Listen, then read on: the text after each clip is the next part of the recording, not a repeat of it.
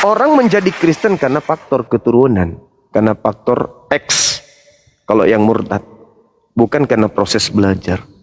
Tapi kalau di Islam, imannya bertumbuh berdasarkan dengan uraian Al-Quran yang sudah mendarah daging di dalam diri mereka. Jadi mereka membumikan Al-Quran itu sehingga hidupnya tidak pernah lepas dari Quran. Itu umat Islam.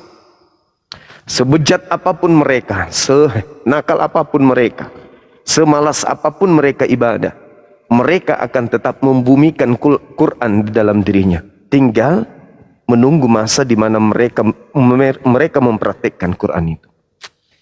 Nah, sedangkan Kristen ini adalah dua pribadi yang terpisah. Kristennya adalah Kristen, Bibelnya adalah Bibel. Tidak menyatu mereka. Maka kecenderungan saya mengatakan pendeta aja nggak paham Bibel. Yang mereka paham itu hanya kisi-kisi yang sifatnya duniawi, menghantarkan kepada nasihat agar orang itu berbuat baik, dari nasihatnya kemudian menghasilkan materi. Itu aja. Kalau Anda ke masjid, cari yang paling kumal, cari sendal yang paling jelek dan yang paling murah. Saya yakinkan itu adalah sendal dari Pak Imam, pemimpin ibadah. Sebaliknya kalau kita ke gereja, cari kendaraan yang paling eksklusif, paling mahal. Lihat di dalam, ketika mereka berbaur, entah itu lagi bernyanyi, menari bersama, cari pakaian yang paling licin, pasti itu pendeta. Atau pasti itu adalah pastor. Atau mereka tinggal di pemukiman, cari rumah yang paling bagus, dapat dipastikan 90% itu rumah pendeta. Bandingkan dengan imam yang kemudian tinggal di pemukiman masyarakat. Itu fakta, itu real. Kenapa? Karena mereka beribadah tidak mengharapkan materi. Mereka berislam bukan mengharapkan materi. Mereka berislam karena mengharapkan apa yang menjadi keinginan mereka untuk bertumbuh menjadi orang yang beriman. Inilah pembedanya. Nah, sehingga ketika kami umat Islam mencoba untuk mengkanter tuduhan fitnahan orang-orang Kristen terhadap Islam, ya tentu selain kami bertahan, kami pun menyerang. Kenapa? Karena dua agama ini adalah agama tablik, agama yang sifatnya memiliki nuansa syiar. Kristen diperintahkan jadikanlah semua orang menjadi Kristen. Islam diperintahkan serulah manusia seluruhnya kepada agama Islam. Diseru, disampaikan saja, disiarkan Islam itu tanpa ada unsur tendensi pemaksaan. Kalau di Kristen tidak, jadikan. Kalau ada kata perintah jadikan, harus. Jadikan beras ini menjadi bubur, harus jadi bubur, tidak boleh tidak. Jadikan ini menjadi rumah, harus jadi rumah, nggak bisa tidak. Kalau di Islam enggak, seru. Jadi kita hanya disuruh untuk menyampaikan, bertablik ria. Nah, oleh karena itu, ketika Kristen itu diperintahkan untuk melakukan penginjilan kepada seluruh makhluk, jadikan seluruh makhluk ini menjadi pengikut dari makhluk yang keluar dari kubur, kami umat Islam mempertahankan akidah kami. Kami nggak mau. Kami nggak mau. Meskipun Kristen melakukan segala macam cara untuk mengkristenkan kami. Kami tetap bertahan, tidak akan mau. Nah, salah satu tajuk pertahanan yang kami lakukan adalah membuka komal-komal seperti ini, mengajak saudara Kristen untuk silakan Anda paparkan kebenaran yang Anda punya. Silakan Anda sosialisasikan agama yang Anda punya. Sampaikan apa yang Anda menurut Anda adalah benar. Dengan pola angkat tema. Di Islam, apakah tema ini juga bisa diambil? Bisa. Al-Quran mengatakan, wa ma qatalu, wa ma salabu, walakin syubbihalahum. Yang mereka salibkan adalah orang yang diserupakan bagi mereka. Berarti ada dua. Di Islam juga ada dua. Ada yang asli, ada yang diserupakan. Berarti ketika berbicara mengenai Al-Masih atau Kristus, Islam juga memiliki itu, Kristen juga memiliki itu. Permasalahannya di Islam, Islam tidak pernah bertentangan dengan iman Islam itu sendiri dengan kitab sucinya. Berbeda dengan Kristen. Kitab sucinya mengatakan jangan percaya, praktiknya percaya. Kalau di Islam perintahnya sholat, kami sholat. Perintahnya puasa, kami puasa. Perintahnya percaya, kami percaya. Percaya kepada Allah, kami percaya kepada Allah. percaya kepada Rasul, percaya kepada malaikat, percaya kepada Nabi, percaya kepada kitab-kitab, percaya kepada hari akhir, percaya kepada takdir baik buruk. Kami percaya, perintahnya percaya. Tapi kalau Kristen disuruh percaya, malah sebaliknya. Contoh, jangan percaya kalau ada yang mengaku bertemu Kristus di padang gurun. Praktiknya percaya. Kuduskanlah hari Sabat. Praktiknya batalin hari Sabat. Sunatkan kulubmu. Praktiknya jangan bersunat kulub. Jangan ada ilah lain di hadapanku. Praktiknya burung merpati jadi ilah. Yesus anak manusia juga jadi ilah. Bahkan Kristus yang datang kepada Paulus pun jadi ilah. Semua dibantah. Apa yang diperintahkan menjadi perintah primer itu dibantah semua. Ulangan 4, peliharalah Tauratku, peliharalah perintah-perintahku dan laranganku. Jangan kau tambahi, jangan kau kurangi. Praktiknya penambahan, ada yang disebut kitab Roma, Galatia, Filipi, segala macam dalil. Jadi ada penambahan-penambahan yang justru melanggar daripada perintah. Saya kira begitu, saudara. Silakan Dinda Dito. Ya. Saya buka pintu dulu. Siap apa? Ya, Bang Rosrum, bro, ada tanggapan? Silakan. Iya. Untuk mungkin lebih menyampaikan pendapat kali ya, Bang Dito ya, Kang Dito. Ya, silakan. Jadi memang kami atau saya ini menempuh jalur agak berbeda dengan teman-teman ini ya, karena satu, justru dari teman-teman apologet itu yang mengawalinya gitu, dan akhirnya organisasi kami juga menempuh jalur untuk revisi Bible gitu. Dan memang tadi Bang Zuma juga menyinggung dari kecil Muslim diajarkan tentang bahasa aslinya begitu kan. Nah, sedangkan di kami tidak. Kami itu dari kecil ya sudah terjemahan yang dirubah-rubah gitu. Justru kami dari kecil tidak tahu itu asal muasal bahasanya dari mana. Kemudian kami tidak tahu itu perubahannya itu sudah berapa kali gitu. Jadi itu kami mengakui, dan ini teman-teman Kristen harusnya saat berapologet harus mengakui itu. Itu nanti akan lebih fair. Ini saya ngomong begini bukan untuk menghujat, tetapi memang ini suatu fakta, istilahnya apa ya, rahasia yang sudah diketahui oleh umum. Jadi kan ya mestinya disampaikan aja, jangan beropini sana sini. Justru kita nggak bisa menang melawan teman-teman Muslim dalam berapologet.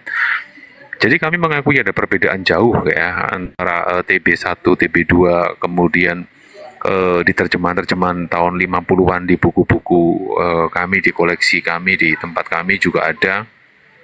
Dan itu betul apa yang disampaikan oleh teman-teman Muslim, bahwa kami tidak mengenal, istilahnya beginilah, kami tidak mengenal ibu kami tidak mengenal orang tua kami ini dari mana gitu. Tahu-tahu kami sudah besar dan ya sudah seperti ini gitu.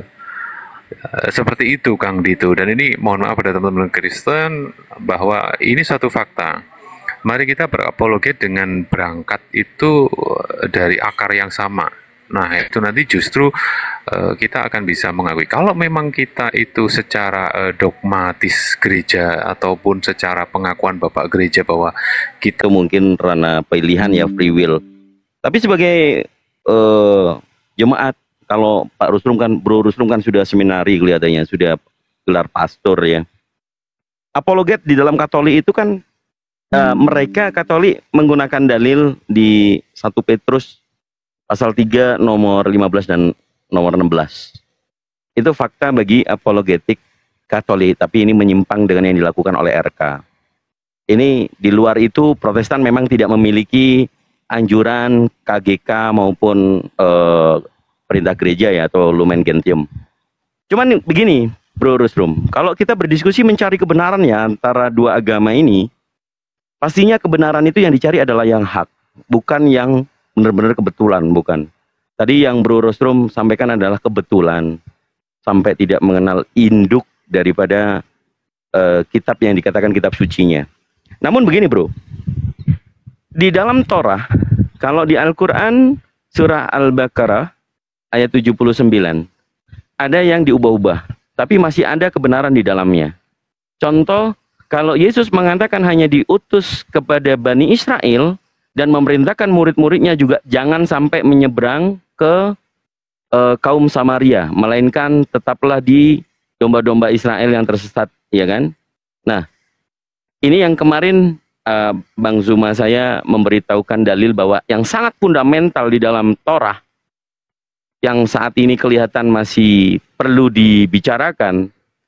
Coba Bang Resrum, kalau Yesus memang diutus untuk kalangan Yakub atau Bani Israel, ada satu turunan dari Abraham yang akan memberitahukan hikmah seluruh bangsa di bumi. Itu merujuk kepada Rasulullah saya, Rasulullah kami, Baginda Muhammad SAW. Silakan Bro Resrum cermati di Kejadian 22 nomor 18. Mungkin sebagai tambahan untuk renungan dan pembelajaran. Mungkin dari situ silakan dipahami, dibacakan, silakan. Sambil menunggu Bang Zuma, silakan. Kejadian 22 ya Bang ya? Iya, Kejadian 22 ayat 18 dan 19 sebagai keterangannya.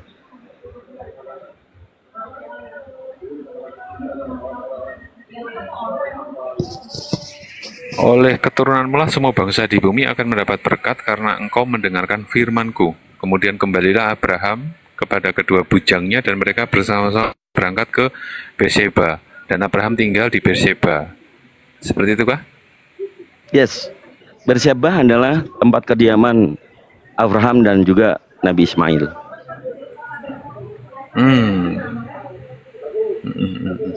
Ya, begini Bang, ini kan saya dari sisi kritik teks dan kritik sejarah ya.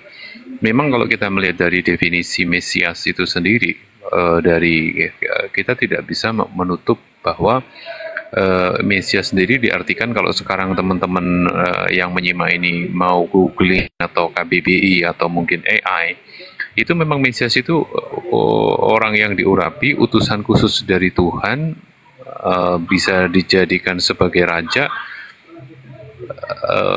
Ya itulah yang membuat kesalahpahaman tentang kata-kata tuan, guru, raja gitu. Nah, di sini ada satu kekeliruan dari sisi sejarah sudah fakta ya. Saya harus membahas yang dari sisi sejarah sudah fakta ya. Saya harus membahas yang bagaimana lagi gitu. Teman-teman jauh lebih tahu gitu. Nah, kembali lagi kepada tentang mesianik ya. Mesianik di dalam kekristenan itu kekristenan yang sekarang ya, itu mesianik lebih memang mengarah kepada ritual-ritual yang dibawa oleh bangsa Romawi gitu, tentang mesianik itu. Dan memang di situ ada alkulturasi budaya yang di situ menjadikan satu dogma doktrin Bapak Gereja itu menjadi sedikit bergeser, menurut saya ya, sedikit bergeser. Seperti itu sih, Kang Dito. Mungkin dari teman-teman Kristen ada yang mau menanggapi atau menyanggah, silahkan. Ya, kita sapa dulu. Abang dah udah monitor, Bang? Udah, Dek. Siap. Iya. Kita sapa dulu Alexander. Selamat sore. Alexander Selamat sore, dibuka Bang. Iya, dari Kristen, Bang? Iya, dulunya Bang. Nabi Muhammad diminta kemudian untuk beriman kepada apa yang diwahyukan kepada Nabi Ibrahim, Ismail, Ishak, Yakub dan keturunannya. Di dalam Al-Quran surah Al-Baqarah ayat 136. A'udzubillahi minasyaitonirrajim. Qulu amanna billahi wa ma unzila ilaina wa ma unzila ila Ibrahim wa Ismail wa Ishak wa Yaqub wal asbati wa ma utiya Musa wa Isa wa ma utiyan nabiyyuna min rabbihim la nufarriqu baina ahadin minhum wa nahnu lahu muslimun. Nah, jadi di data Al-Qur'an menerangkan wa nahnu lahu muslimun, artinya bahwasanya seluruh nabi yang diutus oleh Allah kepada Bani Israel yang diceritakan kemudian di dalam Al-Quranul Karim, itu kami beriman, kami percaya, dan menurut Al-Quran ya memang kami harus beriman kepada mereka. Kemudian kesimpulan ini bahwasanya kami beriman kepada ajaran yang datang kepada para nabi, dalam hal ini Bani Israel, diutus pada mereka nabi, diwahyukan beberapa kitab kepada mereka. Itu prosesnya kemudian berjalan. Ketika kami membuka Bible, kami menemukan ada data di Kejadian 22 nomor 18 itu. Di samping itu kami juga menemukan terkait dengan Kejadian 12 nomor 3 itu. Dan ini cakupannya membahas tentang ya Islam, Kristen, dan semua agama yang ada di muka bumi ini.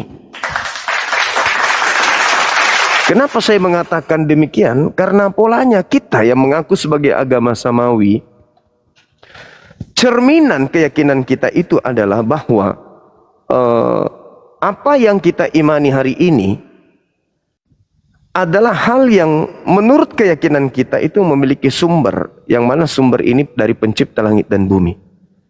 Nah, untuk itulah kemudian Islam tidak berdiri sendiri. Kristen juga kalau mau mengakui tidak berdiri sendiri silakan saja. Yang pada prinsipnya adalah di dalam Al-Quran ketika dikatakan wanahnu dan kami muslim berserah diri kepada Allah, maka komponen ini itu dimiliki oleh para nabi dan juga masih kami temukan di dalam Bible. Berserah diri. Yesus juga berserah diri. Nabi Musa berserah diri. Abraham berserah diri. Daud, Salomo berserah diri. Oleh karena itulah, cerminannya antara dua agama, Islam, Kristen, itu bisa kita lihat. Kalau Al-Quran, ya nanti saudara tidak percaya. Tapi kalau kita berbicara mengenai dalil yang tadi, Kejadian 22 nomor 3 misalnya. Siapa yang mengutuk aku akan mengutuknya. Siapa yang memberkati aku akan memberkatinya. Dan olehmu, bangsa-bangsa akan mendapatkan berkat. Ini luar biasa nih. Yang kedua, nuansanya juga berbicara hal sama seperti itu. Kejadian 22 nomor 18 tadi. Oleh keturunan mula seluruh bangsa akan mendapatkan berkat. Kalau kita melihat struktur pengajaran Musa dan juga implementasi apa yang disebut firman atau kalam dari langit kepada dia, maka cakupannya hanya untuk Bani Israel tok. Dengan kata lain, ibarat meja makan, kita nggak diundang ke sana untuk makan. Lapar dong kita. Atau kita harus mencari makanan di luar sana yang tidak disediakan untuk kita di meja Abraham. Atau di meja Musa. Cerminannya kepada Yesus pun sama. Aku diutus hanya kepada domba yang sesat dari umat Israel. Bahkan Yohanes 17 nomor 9, aku berdoa bukan untuk dunia. Bahkan Yesus berpesan kepada muridnya agar jangan ke bangsa lain. Lalu bagaimana ceritanya dari keturunan Abraham bisa dunia ini mendapatkan berkat? Sedangkan Kristen datang itu unsur pemaksaan. Pemaksaannya di mana? Ada tembok yang begitu tinggi yang harus diseberangi oleh Kristen. Aturannya seperti itu. Tetapi Kristen curang. Kenapa curang? Karena menanggalkan petua-petua Yesus yang menjadi dasar ajaran Yesus kepada Bani Israel. Contoh yang tadi. Waspadalah kepada Kristus yang palsu. Kristus palsu ini akan menyesatkan banyak orang. Yang dilanggar oleh Kristen tidak mau peduli. Mana orang banyak itu? EGP. Yang pasti kami Kristen pengikut Kristus. Mereka tidak mencoba untuk menelaah dan bercermin. Mana pengikut palsu yang banyak ini? Adakah selain Kristen? Tak ada. Cuman Kristen di luar Yahudi yang mengaku sebagai pengikut Kristus. Naifnya, Yesus di dalam tataran pengajaran kepada Bani Israel memiliki submateri dan kisi-kisinya jelas. Apa kisinya? Segala firman yang Yesus lontarkan dari mulutnya. Di antaranya adalah waspadalah kepada penyesat yang datang kepadamu. Objek yang dikatakan ketemu di situ atau kamu atau kalian adalah Bani Israel. Berarti penyesatnya datang kepada Bani Israel. Mengaku bertemu dengan Mesias di padang gurun, mengaku Mesias bertemu dengan Mesias di dalam bilik rahasia atau temeong dalam bahasa Yunani. Artinya bahwa hal-hal seperti ini harus ditabrak oleh Kristen, sehingga yang terjadi adalah seakan-akan Kristen yang menyebar ke seluruh penjuru bumi itu adalah seakan-akan keturunan Abraham, padahal bukan. Oleh keturunanmu maka dunia akan mendapatkan berkat. Nah, mari saya urai polanya. Keturunan Abraham, Yesus. Kita sepakat itu. Berdasarkan kemudian Al-Quran, berdasarkan kemudian Bible. Kalau Yesus berarti saya pinjam itu adalah Nabi Isa alaihissalam dalam tataran diskusi kali ini. Artinya bahwa Kristen mengajarkan keturunan Abraham ini mati dengan cara dikutuk oleh Elohim untuk menebus dosa-dosa mereka orang Kristen. Sementara perintahnya adalah, penjabarannya adalah oleh keturunanmu dunia akan diberkati. Bagaimana bisa diberkati dengan kutuk? Galatia 3 nomor 13. Kemudian saudara, yang menghimpit ajaran Kristen di sini adalah pengakuan-pengakuan yang muncul di dalam kitab yang Kristen sendiri tenteng setiap saat. Contoh Ulangan 33 nomor 4. Apa yang dikatakan di situ? Hukum yang datang kepada Musa adalah milik kepunyaan Yakub. Adalah milik kepunyaan Ben Yakub, keturunan Yakub. Yeremia 31 nomor 31 sampai 34. Perjanjian baru Tuhan dengan Bani Israel dan Bani Yehuda, yaitu memasukkan hukum Taurat ke dalam batin setiap Bani Israel dan Bani Yehuda. Di luar daripada itu tidak ada dalilnya. Kemudian Mazmur 147, data nomor 19-nya, data nomor 20-nya.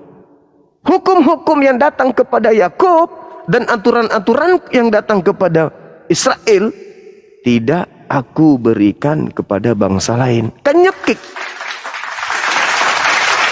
Artinya Paulus salah dengan pola pengajarannya berdasarkan Mazmur 147. Kenapa? Karena ajaran yang dikatakan Kristus telah mati dengan cara terkutuk.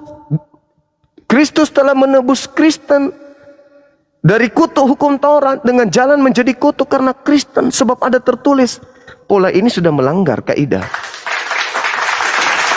Kenapa? Karena hukum Taurat itu hanya untuk Bani Israel. Apa pula dia sibuk-sibuk mati untuk membebaskan Kristen dari Taurat? Gak ada nyambung-nyambungnya. Hukum Taurat itu hanya untuk Bani Israel. Ketika dibatalkan, maka dibatalkan untuk si pemilik hukum, bukan untuk Kristen. Tapi lagi-lagi Kristen berasa Taurat tidak berlaku lagi. Sekarang bebas makan babi. Sejak kapan perintah larangan babi itu ada kepada Kristen? Gak ada nabi diutus ke Kristen. Nabiku, ya Tuhanku, larang Kristen makan babi. Mana dalilnya? Gak ada dalilnya itu, gak ada. Itu dibuat-buat sendiri oleh Paulus. Nah, inilah yang terjadi. Ajaran itu hanya untuk Bani Israel dan tidak diberikan kepada hukum kepada bangsa lain. Sedangkan nubuatannya oleh keturunanmu bangsa di dunia akan mendapatkan berkat. Sederhananya begini, saudara-saudara Kristen. Kalau Anda melihat seorang Kristen masuk Islam, maka lisannya akan basah setiap saat. Basah dengan pemberkatan kepada Abraham. Mereka akan sholat dan mereka akan mengucapkan apa? Kama shallaita ala Sayyidina Ibrahim wa ala alihi Sayyidina Ibrahim. Wajib hukumnya dia membaca itu pada saat mereka sholat. Berapa kali umat Islam sholat dalam sehari? 5 kali minimal. Maaf bang, kepotong. Itu maksudnya apa bang? Artinya bang kalau di Indonesia kan? Berkah atas Nabi Abraham dan juga berkah Tuhan atas keturunan Abraham. Pemberkatan. Sama Hosana Abraham, Hosana anak Daud. Ya, jadi ketika dikatakan kemuliaan terhadap Abraham dan kemuliaan terhadap keturunan Abraham, kami menang 1 poin. Karena Kristen justru memproklamirkan terkutuknya keturunan Abraham di atas tiang salib. Sementara janji Allah, aku akan memberkati siapapun yang memberkati engkau Abraham. Kira-kira apa yang terjadi dengan umat Islam? Ketika pola keagamaannya siang malam sibuk, lisannya nih tembus ke kepala, di seluruh hati yang paling dalam. Allahumma salli ala Sayyidina Ibrahim wa ala ali Ibrahim. Jelas itu. Jadi kami melakukan pemberkatan. Sebelumnya Nabi kami tidak pernah membaca dalil itu. Nabi Muhammad membaca kitab Kejadian, bikin deh dalam sholat begini. Enggak ada itu. Itu cerminan bahwa apa yang ada di dalam kaidah Islam tercermin dari ajaran yang menjadi ajaran yang lebih dulu datang. Nah sekarang kalau Indonesia penuh dengan umat Islam, maka Indonesia penuh dengan manusia yang melakukan pemberkatan kepada Nabi Abraham. Dan kalau itu terjadi, bumi Indonesia diberkati oleh Tuhan. Bagaimana kalau seluruh dunia ini penuh dengan umat Islam? Maka seluruh dunia ini akan diberkati oleh Tuhan. Sebaliknya, mohon maaf nih, sebaliknya. Kalau orang Kristen ditanya, apakah Ismail itu anak sah atau anak tidak sah? Orang Kristen akan berlomba-lomba mengatakan Ismail adalah anak yang tidak sah.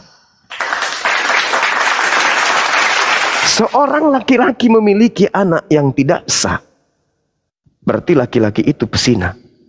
Minimal bersina sampai anak-anaknya ada. Berarti dengan kata lain, Kristen telah mengutuk Abraham. Mengutuk di sini mencela, menghina, merendahkan. Barang siapa yang menghina, barang siapa yang mencela, barang siapa yang memburuk-burukkan engkau, maka aku pun akan memburukkan dia. Barang siapa yang mengutuk engkau, dalam bahasa Yunani katara, mengutuk, mencela, menghina, merendahkan, menghinakan, maka aku pun akan menghinakan, merendahkan, mencemarkan dia. Nah sekarang Kristen ditanya, wahai saudara Kristen, siapa Ismail ini menurut kalian? Kuda apa? Kuda liar. Keledai liar katanya. Apalagi anak zina, anak tidak halal, anak yang tidak dijanjikan, anak yang tidak diharapkan, anak dari budak, anak seorang gundi, anak yang dihasilkan dari ketidaksabaran Abraham. Apakah itu bukan penghinaan? Apakah itu bukan kutuk? Kutuk. Jadi kalau Indonesia penuh dengan orang-orang Kristen, apakah Indonesia diberkati Tuhan? Tidak. Berdasarkan Kejadian 12 nomor 3. Aku akan memberkati engkau Abraham, dan siapa yang memberkatimu akan aku berkati, siapa yang mengutukmu akan aku kutuk. Kristen demi untuk menaikkan titel, demi untuk menyanjung Kristus makhluk roh yang datang kepada Paulus ini setinggi Tuhan, mereka tak peduli menghina Abraham. Abraham mengajarkan sunat, Kristen batalin. Abraham mengajarkan menyembah kepada Elohim, Kristen batalin. Abraham mengajarkan kemudian untuk kurban hewan, Kristen batalin. Apakah itu tidak membenci ajaran Ibrahim? Benci. Mau sampai kapan Kristen melakukan hal tersebut? Sedangkan polanya jangan pakai Quran, pakai Bible. Perjanjian lama lah, atau perjanjian barunya orang Yahudi. Aku akan memberkati siapapun yang memberkati engkau Abraham. Kalau orang Kristen ini memberkati Abraham, tak ada alasan dong. Sunat itu kan hanya diperintahkan kepada Abraham saja dan keturunannya. Nggak ada alasan. Kenapa? Karena kan kita ingin dapat berkat Tuhan. Dengan ingin mendapatkan berkat Tuhan, polanya apa? Memberkati Abraham, menyanjung Abraham, mengikuti milah Abraham. Nah ini satu hal kemudian. Saudara-saudara Kristen selalu bertanya, mana perintah sunat di dalam Al-Quran? Orang Kristen yang belajar pasti tahu dan paham kalau kita berbicara mengenai brit milah. Brit milah artinya perjanjian sunat. Al-Quran memerintahkan ikutilah milah Abraham. Ikutilah perintah sunat Abraham. Itu dalilnya. An-Nahl ayat 123. Nah, artinya bahwa ketika Abraham bersunat, kami sekelangan dengan Abraham. Kami sekelompok dengan Abraham. Sedangkan perintahnya di dalam Yesaya 52 nomor 1. Orang yang tidak bersunat tidak boleh sekawanan dengan domba Israel. Orang yang tidak bersunat tidak boleh masuk ke kota suci Israel. Itu nggak boleh. Bahkan kalau kita lihat dalam Yehezkiel 4 nomor 6, nomor 7, nomor 8, endingnya di data nomor 9. Satu hal pelanggaran orang-orang Yahudi yang tidak bisa dilupakan oleh Elohim adalah memasukkan orang yang tidak bersunat ke dalam rumah ibadah. Orang Yahudi. Kata Tuhan di sana apa? Seluruh pelanggaran-pelanggaranmu yang dulu-dulu telah aku lupakan. Tapi satu pelanggaranmu yang tidak bisa aku lupakan dan sangat-sangat menyakiti aku. Apa itu? Engkau memasukkan orang-orang yang tidak bersunat ke dalam rumah ibadahku. Jadi bagaimana mungkin orang Kristen ini nanti di dalam datangnya Israel kedua, Israel baru, bisa sekalangan dengan domba Bani Israel. Sedangkan makan babi, tidak bersunat, tidak mandi junub, tidak tahir. Di dalam tubuhnya itu penuh dengan makanan yang diharamkan oleh kitab sucinya orang Yahudi. Jadi nggak bisa. Jadi ketika dikatakan oleh keturunanmu lah dunia ini akan diberkati. Siapa keturunan dari Nabi Abraham yang mendapatkan titah untuk mengajarkan ajaran Eloah Abraham, Eloah Isa, Eloah Yakub kepada seluruh dunia. Nabi Musa hanya untuk Bani Israel. Yesus hanya untuk Bani Israel. Lalu siapa? Oh, Paulus. Tunggu dulu. Kalau Paulus harus tanya dulu. Siapa yang memerintahkan dia ke seluruh dunia? Siapa yang memerintahkan dia untuk pergi ke seluruh bangsa? Itu dulu cari. Oh, bukan bang, Yesus sendiri. Yang mana itu? Yang keluar dari kubur. Periksa dulu. Apakah itu betul Yesus? Yang keluar yang bangkit pada hari ketiga? Atau jangan-jangan itu adalah sibilisis? Periksa dulu. Data-data dulu kita harus uji. Kita uji kompetensi terhadap oknum tersebut. Kenapa dia mampu mendapatkan mukjizat? Dari mana mukjizatnya? Dari mana kekuatannya? Aku diberi kekuatan. Aku diberi kuasa. Dari mana kuasanya? Harus dideteksi dulu. Pergilah ke seluruh bangsa. Jadikan seluruh bangsa menjadi muridku. Murid yang mana dulu ini? Muridnya siapa ini yang datang nih, yang keluar dari kubur ini? Apa kata Yesus tentang kebangkitan hari ketiga? Apakah itu tanda untuk angkatan jahat? Atau itu angkatan untuk orang yang selamat? Teliti dulu. Baru nyebrang. Karena kenapa? Yesus mengatakan hanya untuk Bani Israel. Yesus mengatakan hanya kepada domba yang sesat dari Bani Israel. Bahkan orang yang bertemu saja dengan Yesus, wanita Kanaan, seorang ibu memohon untuk kesembuhan anaknya. Yesus katakan apa? Anjing, pemakan sampah. Apatah lagi kita yang bukan Bani Israel, yang tidak sesaman dengan Yesus. Apanya kata Yesus kepada kita ini? Makanya dia turun menjadi hakim untuk yang kedua kalinya. Karena ada yang terdakwa. Kenapa ada terdakwa?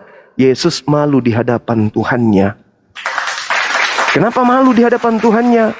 Karena dia tidak pernah sekalipun terlontar dari lisannya, terlontar dari kisi pengajarannya, sembahlah aku, Tuhankanlah aku setara dengan Bapa.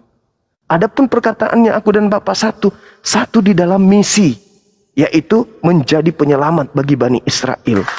Aku tidak berkata-kata dari diriku sendiri, aku tidak bekerja dari diriku sendiri, aku tidak seorang diri, sebab Bapa senantiasa menyertai aku. Aku dan Bapa adalah dua.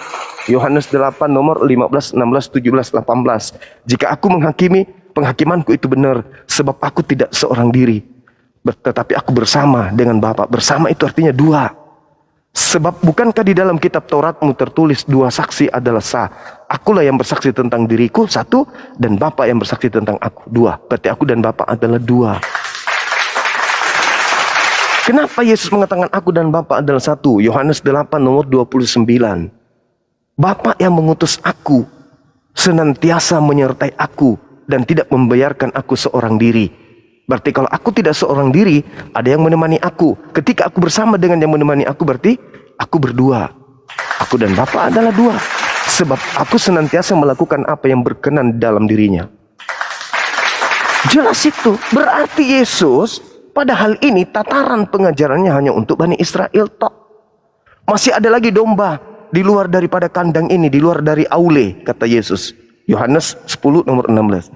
Siapa domba yang menurut Yesus di luar Yerusalem? Dia yang diterangkan dalam Yehezkiel 5 nomor 12. Sepertiga dari sisa Bani Israel yang telah kubunuh, kuserakkan, kuhamburkan ke seluruh penjuru dunia. Itulah domba-domba Yesus yang di luar Yerusalem, yang di luar aule. Kepada dialah yang domba-domba di luar Yerusalem ini, Yesus berpesan pergi. Kalau dia ada di Indonesia, ke Indonesia. Cari keturunan Yakub di sana. Jangan cari orang Batak. Jangan cari orang Toraja, orang Manado, orang Papua, Flores. Jangan cari keturunan Yakub yang hidup di tengah-tengah bangsa asing. Pergi ke sana. Jangan ke bangsa lain, tapi pergilah kepada domba-domba yang sesat. Apa itu domba-domba yang sesat? Yang sudah lupa pulang, yang sudah lupa kepada Elohim, yang sudah lupa kembali kepada Taurat, yang sudah lupa kembali kepada tanah perjanjian. Pergi, ajak mereka kembali, gembalakan mereka pulang kembali ke rumah. Tapi Kristen enggak. Selalu saja tampil, wah kami inilah dombanya. Dari mana domba orang darah Yakubnya enggak ada? Jadi begitu saudara, yang dimaksud di sana bahwa oleh keturunanmu harus ada antara Nabi Ismail kah atau Nabi Ishak. Nah, ternyata Yesus hanya untuk Bani Israel. Bagaimana dengan keturunan Nabi Ismail? Rupa-rupanya Nabi Muhammad diutus bil bayyinati waz zubur wa anzalna ilaika dzikr litubayyana lin-nasi ma nuzila ilaihim wa la'allahum yatafakkarun. Al-Qur'an surah An-Nahl ayat 44. Aku wahyukan Al-Qur'an kepadamu wahai Nabi Muhammad agar engkau menyampaikan kabar gembira tersebut kepada seluruh umat manusia, agar mereka tahu apa yang harus mereka kerjakan. Kami bukan Bani Yakub, betul. Kami bukan Bani Abraham, yes. Kami bukan Bani Ismail, betul. Kami bukan orang Arab, ya. Tetapi Nabi Muhammad diutus kepada seluruh umat manusia. Oleh keturunanmu seluruh bangsa akan mendapatkan rahmat. Nabi Muhammad diutus waman illa rahmatan lil alamin wa ma arsalnaka illa rahmatan. Tiadalah aku mengutus engkau wahai Nabi Muhammad kecuali untuk menjadi berkat alam semesta. Yesus, aku diutus hanya kepada domba sesat dari Bani Israel. Dirubah oleh Yesus palsu, Kristus palsu. Pergilah ke seluruh bangsa. Padahal Yesusnya mengatakan aku hanya untuk Bani Israel. Nah ini saudara cerminan dari Kejadian 22 nomor 18 tersebut. Dan juga apa yang tertuang di dalam Al-Quran surah Al-Baqarah ayat 130 sampai 140. Silakan Dinda Dito, mungkin ada teman kita Kristen yang masih mau berdiskusi, pelan-pelan silakan dinaikkan. Masya Allah, luar biasa. Allahu Akbar. Ya Pak Rusrum atau Pak Alexander, ada yang mau sampaikan Pak Alexander? Mau bertanya, kelihatannya Anda menyimak dari tadi, melanjutkan diskusi atau mau mencari kebenaran Islam, silakan. Gini Bang, untuk penjelasan tadi dari Abang Juma sudah saya simak, tapi yang ingin saya tanyakan itu terkait pembahasan tentang Alkitab, di mana ada mengutip ayat 1 Korintus 11 tadi Bang. Nah di situ kan maksud saya ada kawan-kawan Kristen yang lain juga yang ingin menjelaskan kan, tetapi kan Bang Juma menjelaskan ayat itu bahwa itu bukan terjemahan yang asli. Artinya Paulus mengakui dia sebagai Mesias, padahal dalam terjemahan yang terakhir itu kan dia mengajari umatnya untuk mengikuti Yesus Kristus. Maksud saya setiap kitab itu kan pasti ada terjemahan untuk memperjelas makna, nggak Bang? Kira-kira setiap kitab. maksudnya. Itu jadinya ketafsir. Maksud saya di Al-Quran ada nggak misalnya untuk memperjelas makna dalam ayat itu? Tafsir bang, tafsir. Tafsir bang ya. Iya. Oh. Oke, ini bang, saya mau ini nanya tentang ini surah Al-Kautsar. Surah Al-Quran Al-Kautsar. Iya. Di situ kan ayat yang pertama ya bang, huruf yang pertama tuh, bang. Nah di situ kan nggak ada tuh, maksudnya kalau saya baca terjemahannya begini, sesungguhnya kami telah memberimu Nabi Muhammad nikmat yang banyak. Iya. Nah, di dalam tulisan Arabnya itu kan nggak ada tuh kayaknya nama Nabi Muhammad itu, bang. Maksudnya berarti sama juga lah dengan kitab Kristen tadi yang maksudnya menambahkan tadi dalam konteks untuk memperjelas makna gitu bang. Iya. Tapi yang perlu, iya. Tapi yang perlu, ya. Silakan bang. Iya, Al-Quran itu datang kepada Nabi Muhammad. Jadi ketika dikatakan Inna a'taina kal kautsar, itu jelas bahwa ayat itu menjelaskan menuju kepada kamu. Kamu adalah orang kedua yang menerima wahyu dari sumber. Kamu di situ siapa? Bukan Nabi Isa, bukan juga Nabi Musa, tetapi bercerita tentang yang menerima wahyu saat itu. Dan saat itu yang menerima wahyu hanya baginda Rasulullah Muhammad SAW. Maka yang dimaksud di sana, meskipun tanpa penjelasan itu Nabi Muhammad, karena beliau yang menerima wahyu, beliau yang dijanjikan kemudian nikmat, maka yang dimaksud di sana adalah Nabi Muhammad. Itu tafsir yang tidak keluar dari kaidah, karena memang Nabi Muhammad yang menerima Al-Quran. Artinya bisa juga lah dalam Kristen, karena Paulus kan memberitakan tentang Yesus itu sendiri bang. Maksudnya dia bukan mengakui dia sebagai Yesus, tapi dia memberitakan apa yang diajarkan oleh Yesus. Jadi dia berbicara tentang konteksnya tentang Yesus tadi, sama seperti Nabi Muhammad tadi. Maksudnya wahyu diberikan ke Nabi Muhammad. Seperti itu bang. Kalau begini saudara, kalau Anda ingin mengibaratkan dengan Nabi Muhammad dengan Paulus dalam tataran ini, maka ada oknum yang harus mengaku sallallahu alaihi wasallam. Nabi Muhammad bergelar sallallahu alaihi wasallam. Beliau yang menerima Al-Quran. Al-Quran dijelaskan oleh beliau. Tidak ada yang menduplikat ajarannya dan mengatakan dirinya juga adalah sallallahu alaihi wasallam. Sama seperti kami umatnya. Ketika diperintahkan sami'na wa ta'ana, ati'ullah wa ati'ur rasul, kami taat kepada Rasul, tidak ada di antara kami mengaku bahwa kami ini adalah sallallahu alaihi wasallam. Berbeda dengan Paulus. Paulus di dalam 1 Korintus 11 nomor 1, jadilah teladanku, sebab aku ini juga adalah Kristus. Nabi Muhammad, ati'ullah, taatlah kepada Allah, dan taat jugalah kepadaku. Allah adalah Tuhan kita, aku adalah Rasul Tuhan kita. Dia tidak mengatakan taatlah kepadaku sebab aku ini juga adalah Allah. Berbeda dengan Paulus sang rasul.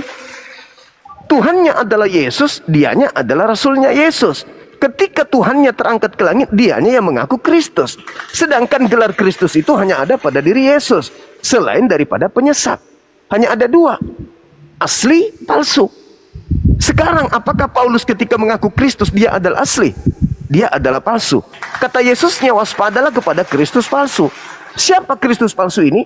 Yang mengaku Kristus selain daripada aku. Siapa itu? Ya Paulus bang. Jadi beda konteksnya. Nabi Muhammad tidak pernah mengaku Allah. Gelar Allah adalah subhanahu wa ta'ala. Aku adalah subhanahu wa ta'ala. Taatlah kepadaku sebab aku juga adalah subhanahu wa ta'ala. Itu nggak ada di Islam. Makanya di Islam itu semurni-murninya akidah. Makanya Nabi Muhammad mengajarkan 13 tahun hanya untuk sekedar memperkenalkan siapa Allah itu. 13 tahun bang. Hanya untuk mengajarkan Allah itu siapa. Siapakah Allah itu? Siapa Allah itu? Siapa? 13 tahun. Beliau datang membawa risalah kenabian, menggembleng orang Arab di pada zamannya, sahabat-sahabatnya, untuk sekedar mentauhidkan. Apa itu mentauhidkan? Mengesahkan, menganggap Tuhan Allah itu tidak ada sekutu baginya. 13 tahun. Belum mengajarkan yang lain. Belum mengajarkan sholat, belum mengajarkan puasa, belum mengajarkan yang lain. Yang diajarkan terlebih dahulu adalah tauhid sebelum mengajarkan yang lain. Jadi bagaimana mungkin Nabi Muhammad mengaku subhanahu wa ta'ala? Berbeda dengan Paulus.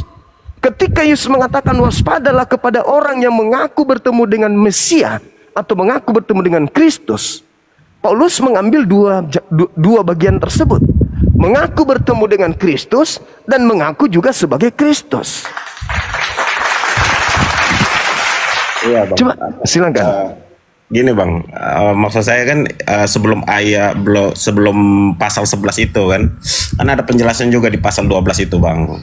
Maksudnya dia memberitahukan tentang Yesus melalui penguasaan Roh Kudus yang datang daripada Allah itu, kata dia kan. Dan dia mengajari jemaat waktu itu kan untuk maksudnya ya mempercayai Yesus sebagai Tuhan yang datang daripada Allah Bapa itu sendiri, maksudnya gitu bang. Bukan dia mengaku dia Mesias, tapi dia, ini yang saya pahami aja bang ya.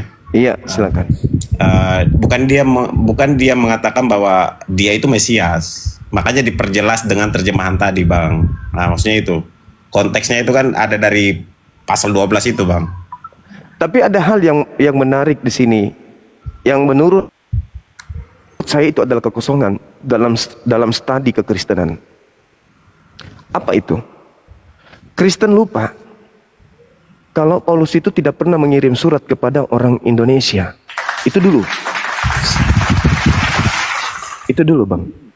Kalau Anda melihat 13 buku Paulus itu konsentrasinya bukan kepada seluruh umat manusia. Nah ini dalam studi kekristenan atau pelajaran kristolog, Kristen itu saya yakinkan tidak belajar sampai ke sana. Paulus mengajarkan surat-suratnya itu kepada oknum-oknum tertentu. Bukan kepada litubayin linas, kepada seluruh umat manusia, bukan. Paulus mengajarkan hanya kepada oknum tertentu dan menggunakan bahasa tertentu. Maka pola kerangka yang harus kita pakai di dalam ilmu logika berpikir sehat. Paulus mengajarkan ajarannya kepada non-Indonesia, non-bahasa Indonesia. Maka fakta akan terpapar dengan jelas ketika orang Indonesia, dalam hal ini Kristen, jujur menyikapi keadaan itu. Apa itu?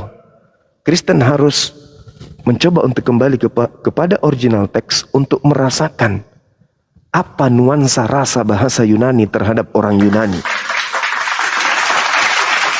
Kekosongan itu kemudian diisi oleh Kristen secara terstruktur, terorganisir, bahwa mereka harus mendiami keadaan di mana mereka harus dibalut dengan terjemahan dengan rasa Indonesia, dengan pola budaya Indonesia, dengan cerminan sebagai karakteristik sebagai orang Indonesia. Apakah pesan itu disampaikan Paulus dengan nuansa itu? Tidak. Maka beda dengan Quran, harus kembali kepada pola, kembali kepada pabriknya. Apa tujuannya? Seperti apa kemudian cerminan di dalamnya? Penjabarannya seperti apa? Implementasinya kayak mana? Kalau Bible tidak bang. Nuansa yang ada di dalamnya jauh meninggalkan kemudian perahu yang menjadi tunggangan awal mula. Paulus menulis surat dari Paulus kepada jemaat yang ada di bla bla bla bla bla bla bla. Apakah Anda ngerti? Apakah Anda paham? Paulus ketika menyurat misalnya ke Roma, apakah itu suratnya nuansanya hanya untuk orang Roma atau memang hanya untuk seluruh orang termasuk orang Indonesia? Tidak bang, bukan. Nah ini yang perlu saudara paham. Jadi ketika berbicara mengenai 1 Korintus 11 nomor 1 tersebut, ya saya mengatakan ini saya ngambil data karena ketika saya mencoba untuk menyadarkan salah seorang dari saudara Kristen lawan diskusi saya bahwasanya Yesus berpesan agar jangan percaya kepada orang yang mengaku bertemu dengan Yesus, jawaban dia salto ke belakang dengan berkata yang dimaksud di sana adalah orang yang mengaku Kristus. Oke, kalau begitu jangan percaya kepada makhluk yang keluar dari kubur. Karena makhluk yang keluar dari kubur ini mengaku Kristus. Jangan percaya kepada orang tersebut. Orang yang keluar dari kubur ini mengaku apa? Kepadaku diberi kuasa, baik di langit maupun di bumi. Pergilah, jadikan seluruh bangsa menjadi pengikutku. Kalau saya pertanyakan secara ilmiah, berdasarkan Bible, ilmiah ya, bukan berdasarkan pola akal-akalan, bukan. Secara ilmiah, apakah Yesus anak Maria menerima kuasa dari langit? Dari Tuhan? Kalau dengan kuasa Tuhan ya menerima, Bang. Di mana dalilnya? Yang menerima itu, Bang. Iya. Tapi kan Al-Quran sendiri juga mengakui itu, Bang. Tunggu dulu. Kalau di Al-Quran itu kan sebagai tanda kepada Bani Israel. Dia diberi kemudian kekuatan biiznillah, dengan izin Allah, membangkitkan orang mati biiznillah, membuat orang lumpuh kemudian berjalan biiznillah, orang kena sampar sembuh biiznillah dengan izin Allah. Diterangkan juga dalam Kisah Para Rasul 2 nomor 22. Orang Israel harus tahu. Lagi-lagi kita tersisi dong, Kristen tersisi dong, karena yang diseru orang Israel. Yang aku maksud adalah Yesus dari Nazaret, orang yang ditentukan oleh Tuhan untuk melakukan mujizat. Perhatikan, tanda-tanda kekuatan yang dilakukan oleh Tuhan melalui perantaraan Yesus. Jadi, kekuatan yang dimiliki oleh Yesus itu tidak terlepas karena di dalam dirinya ada Tuhan yang menggambarkan kuasa tersebut. Makanya dia mengatakan apa? Makananku adalah melakukan pekerjaan yang aku lihat Bapa melakukannya. Makananku adalah melakukan pekerjaan apa yang diperintahkan oleh Bapa. Aku tidak dapat berbuat apa-apa dari diriku sendiri. Lepas dari itu, Anda lihat dalam Matius 4, Anda tengok di dalam Lukas 4. Apa yang dikatakan? Hei Yesus, jika engkau menyembahku, maka dunia beserta segala kemuliaannya akan aku berikan kepadamu. Sebab aku berkuasa memberikan kepada siapapun yang aku kehendaki. Itu ucapan siapa? Ucapan iblis, Bang. Pertanyaannya, apakah Yesus terima?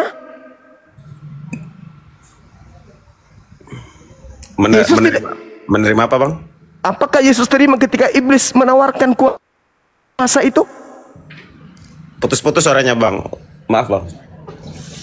Apakah Yesus terima ketika iblis menawarkan kuasa? Yesus, segala kuasa bumi dan kemuliaannya akan aku berikan kepadamu jikalau engkau menyembahku. Sebab aku berkuasa memberikan kepada siapapun yang aku kehendaki. Pertanyaan saya, apakah Yesus terima kuasa itu? Dia tidak diterima karena di dalam ayat itu menjelaskan dia dicobai oleh iblis kan, Bang. Dia nggak terima kan? Ya, dia tidak terima. Dia tidak terima. Berarti Yesus kembali ke style pabrik. Apa itu? Aku tidak dapat berbuat apa-apa dari diriku sendiri. Kembali ke cetakan pabriknya. Dia tidak memiliki kuasa apa-apa. Dia hanya berkuasa ketika Elohim kemudian memberikan kuasa kepadanya untuk dia lakukan tanda-tanda dan mukjizat. Lihat kesaksiannya dalam Yohanes 5 nomor 36. Ada kesaksianku yang lebih penting dari kesaksian Yohanes Pembaptis, bahwa segala kekuatan yang aku lakukan, segala pekerjaan yang aku lakukan, pekerjaan itulah yang bersaksi bahwa aku adalah utusan Bapa. Ya, sedangkan benar, Bang, dia mengatakan seperti itu karena dalam konsep keilahian dia itu kan memang konsep keilahian Trinitas tadi, Bang. Maksudnya itu bisa dianalogikan seperti air kan, air, es dan uapnya kan. Maksudnya dalam satu entitas, tapi tiga pribadi seperti itu. Saudara, sadarkah Anda ketika Yesus menjadi manusia, dia sudah ada dalam dirinya tiga pribadi? Daging, roh, jiwa. Sebelum Yesus jadi manusia, ya belum, Bang. Setelah jadi manusia? Setelah jadi manusia ada, menjadi daging, menjadi roh, yang tapi dari manusia, tapi ada sudah lagi tiga. Roh Allah tadi, Bang. Sudah tiga kan di situ? Roh di balik Yesus itu, Bang, maksudnya roh di balik tubuh Yesus itu, roh dari Allah tadi. Oke, sekarang begini. Ketika Yesus itu menjadi manusia, roh yang ada dalam dirinya ini dua atau satu? Dua, Bang. Oh. Jadi Yesus memiliki dua roh. Ya, roh yang daripada Allah itu sendiri dan memang roh dalam bentuk daging dia itu sebagai manusia. Oh. Ya, sepemahaman saya sih Bang, sepemahaman saya ini ya. Anda pernah baca Efesus, Filipi 1, Filipi 2, nomor 6, nomor 7, nomor 8? Apa Bang? Filipi? Filipi 2, nomor 6, nomor 7? Filipi 6. Iya. Ya, saya Filipi 2 ayat 6. Yang walaupun dalam rupa Allah tidak menganggap kesetaraan dengan Allah itu sebagai milik yang harus dipertahankan, melainkan telah mengosongkan dirinya sendiri dan mengambil rupa orang hamba dan menjadi sama dengan manusia. Dan dalam keadaan sebagai manusia, ia telah merendahkan dirinya dan taat sampai mati, bahkan mati di kayu salib. Nah, pertanyaan saya, yang tadi mengosongkan diri siapa? Ya Bang? Yang tadi mengosongkan diri siapa? Ya, Allah itu sendiri Bang. Oke, berarti sudah ada Allah kan? Ya. Tidak ada Allah lagi kan? Kalau kita berpikir secara logika manusia ya memang nggak ada. Tapi kan kita berbicara kemahakuasaan dia Bang. Dia kan punya kuasa, maksud saya. Loh, tadi dia mengosongkan diri. Tidak mempertahankan ketuhanannya, keilahiannya, melainkan mengosongkan diri dan menjadi manusia. Berarti tadi yang adalah maha kuasa setelah menjadi manusia masih ada kuasanya enggak? Ya tetap masih ada karena dia maha kuasa Bang. Mengosongkan diri, Anda paham mengosongkan diri? Ya kalau kita berlogika dengan akal, maksud saya ini karena kita berbicara konteks kemahakuasaan Bang ya. Jadi tidak terbatas kan? Ya, kalau maha kuasa tidak terbatas, berarti dia tidak jadi manusia. Kalau menurut saya justru karena dia tidak terbatas itulah dia bisa menjadi manusia Bang. Ketika dia menjadi manusia, dapatkah dia kemudian menciptakan langit dan bumi kembali? Karena tujuannya ke dunia itu kan enggak, pertanyaan saya bukan itu. Ketika ya, dia saya paham Bang. Saya paham. Ketika dia menjadi manusia, dapatkah dia berbuat sesuka hatinya? Sebenarnya bisa saja kalau dia mau. Tapi yang jadi pertanyaan ini kan akal-akalan saudara. Iya, bukan. Ini pemahaman saya aja, Bang. Maksudnya secara akal saya. Bukankah sebagai manusia, bukankah dia tidak bisa melakukan apa-apa? Gimana, Bang? Sebagai manusia, bukankah dia mengaku aku tidak dapat berbuat apa-apa dari diriku sendiri? Iya, benar. Berarti terbatas enggak itu? Di situ kan dia mau mengajari manusia itu sendiri agar tetap berserah kepada Allah itu sendiri, Bang. Sebenarnya kalau setahu saya nih, Bang. Ini berbicara mengenai kemahakuasaan, Bang. Ya. Tadi ketika Anda mengatakan maha kuasa itu berarti dia tidak akan pernah kehilangan kekuasaan. Iya, benar. Ketika maksudnya dia membatasi kekuasaan dia pun itu kuasa kan? Loh, bagaimana ceritanya Tuhan membatasi? Ya, gini, Bang ya. Misalnya saya gini, dia membatasi kekuasaannya dia, itu sebenarnya kuasa dia juga. Nah sekarang ketika dia terbatas, tidak mampu melakukan apa-apa, itu maha kuasa nggak menurut saudara? Kalau dalam konteks Allah tadi Bang ya, maksudnya ya sebenarnya dia berkuasa Bang. Bagaimana ceritanya Anda mengatakan maha kuasa sementara begini, bukti dia berkuasa sekarang begini kawan, orang mati Bang. Yang lebih tahu Anda atau Yesus tentang dirinya? Ya pasti Yesus, tapi kan Yesus mengatakan aku tidak dapat berbuat apa-apa dari diriku sendiri. Ya, dia maksudnya dalam sisi lain dia sebagai manusia itu Bang. Itu penambahan saudara. Diriku sendiri. Emang Yesus ada berapa dirinya? 3. Ya 1. Tapi kan di dalam tubuh dia tadi yang kita bicara tadi ada roh tadi Bang. Saudara, itu tanggapan saudara kan? Benar. Tapi ada ayat yang mengatakan begini Bang, karena dia bilang begini kan waktu saat Filipus nanya itu Bang. Iya. Bapak tunjukkan Bapak kepada kami. Terus jawab itu sudah sekian lama saya bersama-sama dengan kalian, masih saja kamu menanyakan Bapa. Ketika kamu melihat saya, itu kamu sudah melihat Bapa, dan aku dan Bapa adalah satu. Gimana tuh Bang?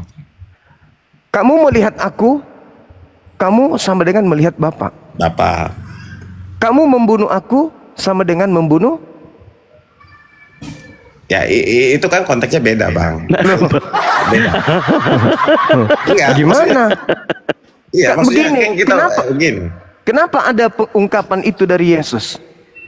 Ya, Karena untuk- karena Filipus ini, Pilatus apa? Siapa yang dipanggil di sana? Filipus ya. Filipus. Nah, sudah sekian lama engkau bersama aku dengan Filipus. Kenapa kau masih minta tunjukkanlah Bapa itu?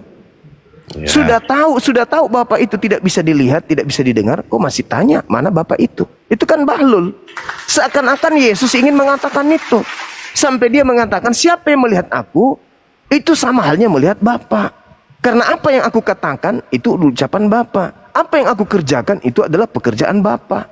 Makananku adalah melakukan apa yang diperintahkan Bapa kepadaku. Iya benar, maksudnya begini Bang, bukan melihat dalam bentuk fisik tadi, ya melihat dalam bentuk yang Abang sebutkan tadi, entah Ajaran. tadi ya. Nah, sama berarti ketika murid-muridnya juga melakukan ajaran Yesus, siapa yang melihat Yesus, murid Yesus sama melihat Bapa berarti. Berarti tidak mengantarkan pemahaman kita bahwa Yesus itu adalah Tuhan. Tetapi karena dia adalah hanya wakil Tuhan. Siapa yang percaya kepada Yesus sama percaya kepada Bapa. Siapa yang kemudian mengikuti Yesus sama mengikuti Bapa. Tetapi orang yang berakal, saudara, meskipun Yesus itu berkata di gunung yang paling tinggi, kemudian menggunakan toa yang paling besar, sehingga seluruh manusia di dunia mendengarkan suaranya dengan berkata, hai seluruh manusia,